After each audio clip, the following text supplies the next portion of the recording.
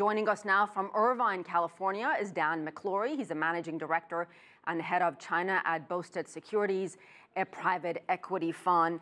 Dan, how significant are these goals and objectives set out at this World Conference?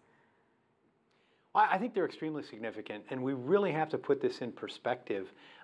Imagine what's going on in China right now. Think back in time to the United States in the late 1800s, when there was expansion going on in cities, the verge of the Industrial Revolution, yet there was the same levels of, some would say, abject poverty in rural areas, pollution, other concerns. Literally, no one was holding the United States to account, or no one had even expectations of confronting such large challenges at such a time in development of the country. So I think China's to be recognized and applauded for taking on these extremely challenging and difficult tasks and prioritizing them right up there with the rest of the agenda from the 19th Congress. Well, you mentioned the U.S. many years ago. There were big challenges then in America. There are big challenges, as you mentioned, today in China. How does China overcome those challenges, and how does it, as you say, prioritize those challenges?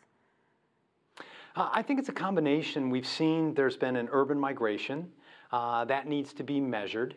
I remember just going back 5 or 6 years ago talking to John Huntsman, who was the U.S. ambassador to China. He had met with Hu Jintao in an exit interview of sorts, and Hu Jintao was listening to Mr. Huntsman, who had said, "You've done a great job with the economy in China," and Mr. Jintao said, "Well, actually, I've got a pretty sizable challenge. I've got to move 600 million people from rural areas into cities, and I just can't build cities fast enough." So the fact that China has kept pace with any degree of migration, despite the challenges that it's brought, I think is extremely telling. And the fact that China still is looking at moderating the other objectives of controlling pollution and trying to overcome poverty, I think it's extremely commendable. But the way it gets done, to answer your question, is with balance. This is not going to happen overnight.